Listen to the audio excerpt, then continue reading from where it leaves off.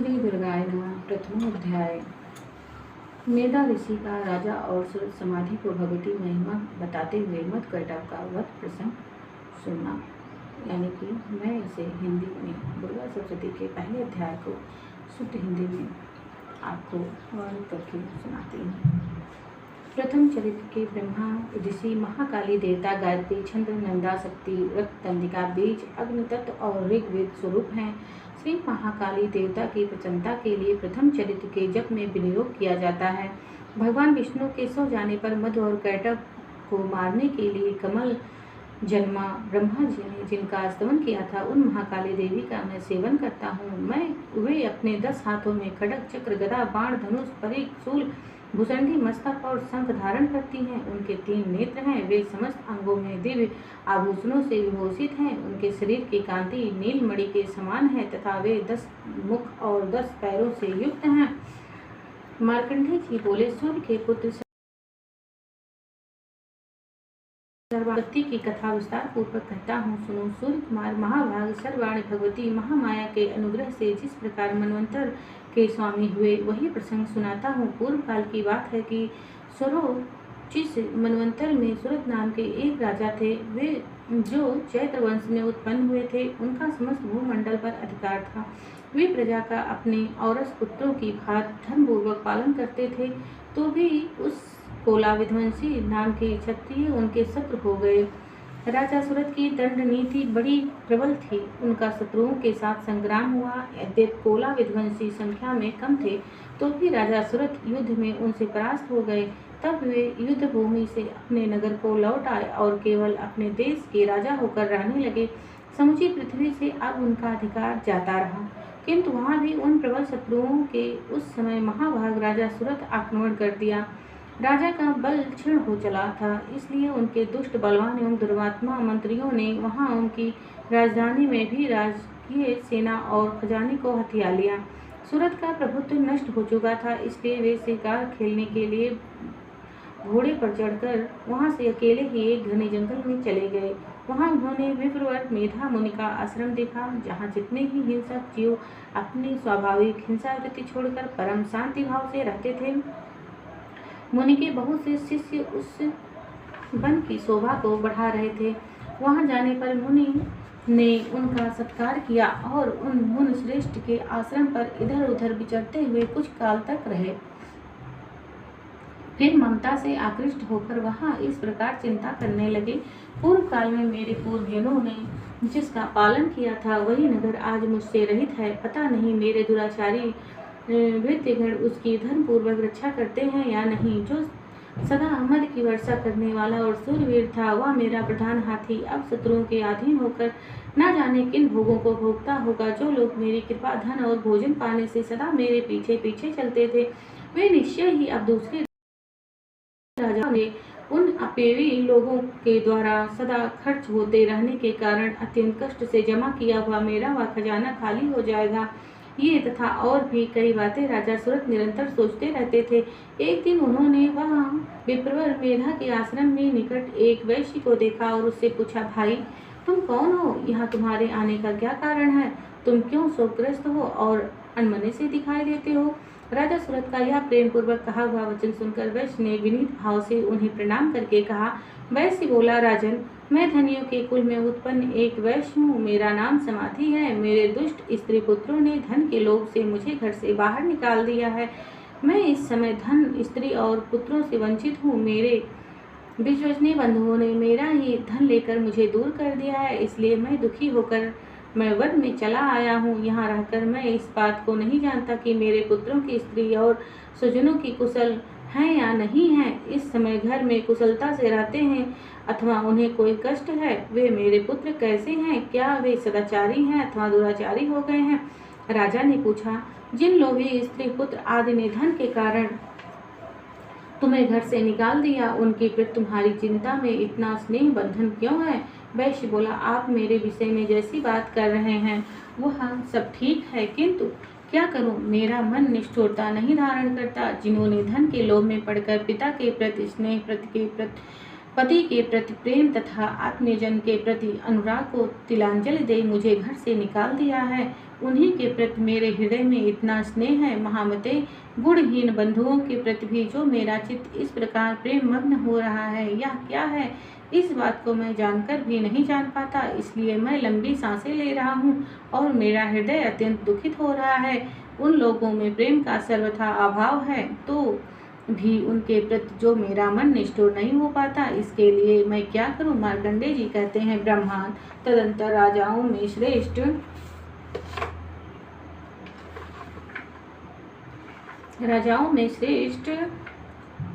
आप उन भगवती महाशक्ति के नाम का जप करें। सूरत और वह समाधि नामक वैश्य दोनों साथ साथ मेधा मुनि की सेवा में उपस्थित हुए और उनके साथ यथा योग्य न्यायपूर्ण विनयपूर्ण बर्ताव करके बैठे। तत्पश्चात वैश्य और राजा ने कुछ वार्तालाप आरंभ किया। राजा ने कहा, भगवान, मैं आपसे एक बात पूछना चाहता हूँ, उसे बताइए। मेरा चित्त अपने अधीन न होने के कारण वह बात मेरे मन को बहुत दुख देती है। जो राज्य में मेरे हाथ से चला गया है उसमें और उसके संपूर्ण अंगों में मेरी ममता बनी हुई है। मुनिश्रेष्ठ, यह जानते हुए भी कि वह अब मेरा नहीं है, अज्ञानी की भांति मुझे उसके लिए दुख होता है। वह क्या है? इधर यह वैश्य भी घर से अपमानित होकर आया है। इसके पुत्र, स्त्री और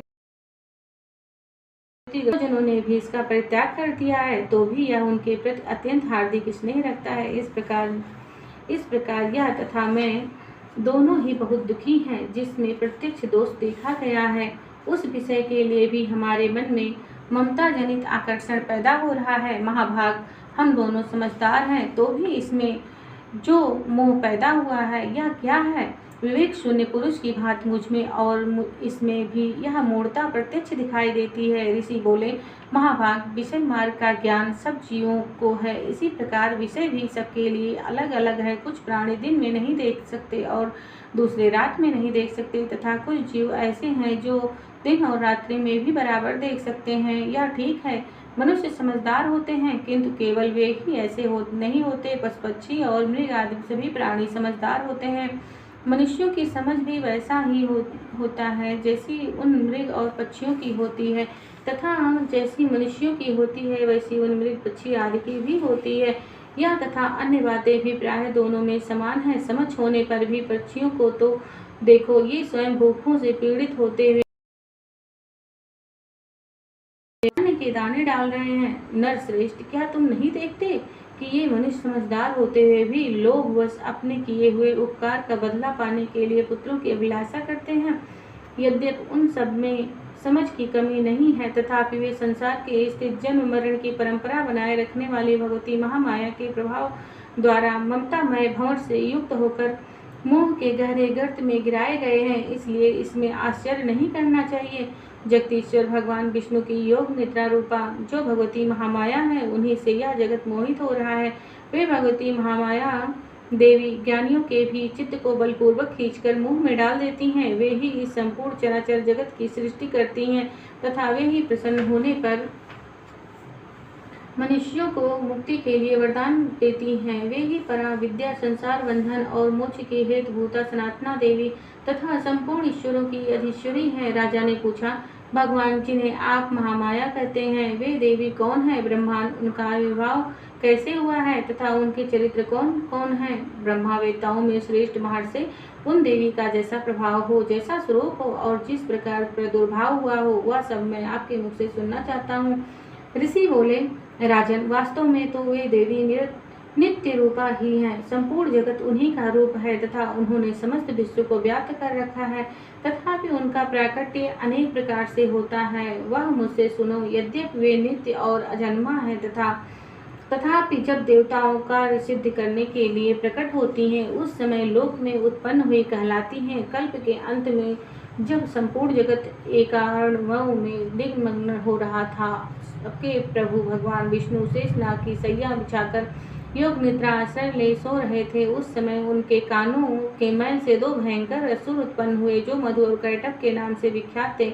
वे दोनों ब्रह्मा जी का वध करने को तैयार हो गए। भगवान विष्णु के नाभि कमल में विराजमान प्रजापति ब्रह्मा जी ने जब उन दोनों को भयानक असुरों को अपने पास आया और भगवान को सोया हुआ देखा, तब एकाग्रचित होकर उन्होंने भगवान विष्णु को जगाने के लिए नेत्रों में निवास करने वाली योग निद्रा स्तवन आरंभ किया, जो इस विश्व की आधीश्वरी, जगत को धारण करने वाली, संसार का पालन और संहार करने वाले तथा तेजः स्वरूप भगवान विष्णु की अनुपम शक्ति हैं। उन्हीं भगवती निद्रा देवी की भगवान ब्रह्मा स्तुति करने लगे।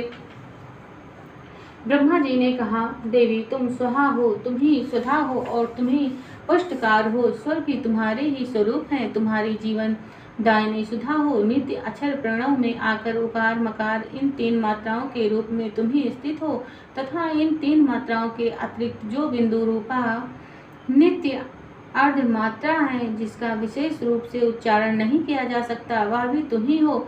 देवी तुम्ही संध्या, सावित्री तथा परम जननी हो। देवी तुम्ही इस विश्व ब्रह्मांड को धारण करती हो। तुमसे ही इस जगत की सृष्टि होती है, तुम्ही से इसका पालन होता है और सदा तुम्ही कल्प के अंत में सबको अपना ग्रास बना लेती हो। जगन्मयी देवी, इस जगत की उत्पत्ति के समय तुम सृष्टि रूपा हो, पालन काल में स्थित रूपा हो तथा कल्पांत के समय संहार रूप धारण करने वाली तुम्ही महाविद्या, महामाया, महामेधा, महास्मृति, महामोह स्वरूपा महादेवी और महासुरी हो। तुम्ही तीनों गुणों को उत्पन्न करने वाली काल रात्रि, महारात्रि और मोह रात्रि भी तुम्ही हो। तुम्ही श्री, तुम्ही ईश्वरी, तुम्ही ह्रीं और तुम्ही वेद स्वरूपा बुद्धि हो। लज्जा, पुष्टि, तुष्टि, शांति और क्षमा भी तुम्ही हो। खड्ग धारणी, शूल धारणी, घोर रूपा तथा गदा, चक्र, शंख और धनुष धारण करने वाली हो। बाण, भुसुंडी और परिख ये भी तुम्हारे अस्त्र हैं।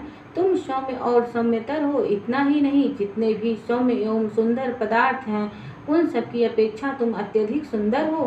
पर और अपर सबसे परे रहने वाली परमेश्वरी तुम्ही, कहीं भी सत असत रूप से जो कुछ वस्तुएं और उन सबकी जो शक्ति है वह तुम ही हो। ऐसा अवस्था में तुम्हारी स्तुति क्या हो सकती है, जो इस जगत की सृष्टि, पालन और संहार कर जब तुमने निद्रा के अधीन कर दिया है, तब तुम्हारी स्तुति करने में यहाँ कौन समर्थ हो सकता है। मुझको, भगवान शंकर को तथा भगवान विष्णु को भी तुमने ही शरीर धारण कराया है, अतः तुम्हारी स्तुति करने की शक्ति किसमें है। देवी, तुम तो अपने इन उदार प्रभाव से ही प्रशंसित हो।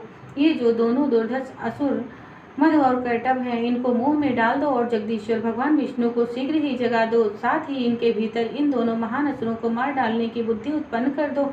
ऋषि कहते हैं, राजन, जब ब्रह्मा जी ने वहाँ मद और कर्टभ को मारने के उद्देश्य से भगवान विष्णु को जगाने के लिए तमोगुण की अधिष्ठात्री देवी योग निद्रा की इस प्रकार स्तुति की, तब वे भगवान नेत्र, मुख, नासिका, बाहु, हृदय और वक्ष स्थल से निकलकर अव्यक्त जन्मा ब्रह्मा जी की सृष्टि के समक्ष खड़ी हो गई। योग निद्रा से मुक्त होने पर जगत के स्वामी भगवान जनार्दन उस एकांण व जल में शेषनाग की सैया से जाग उठे।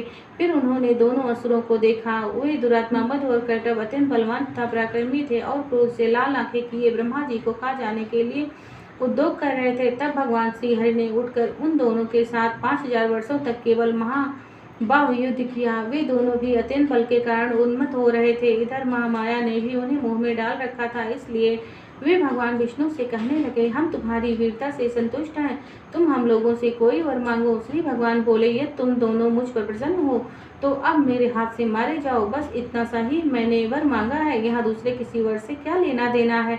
ऋषि कहते हैं, इस प्रकार धोखे में आ जाने पर जब उन्होंने संपूर्ण जगत में जल ही जल देखा, तब कमल नयन भगवान से कहा, जहाँ पृथ्वी जल में डूबी हुई ना हो, जहाँ सूखा स्थान हो, वहीं मारा वध करो।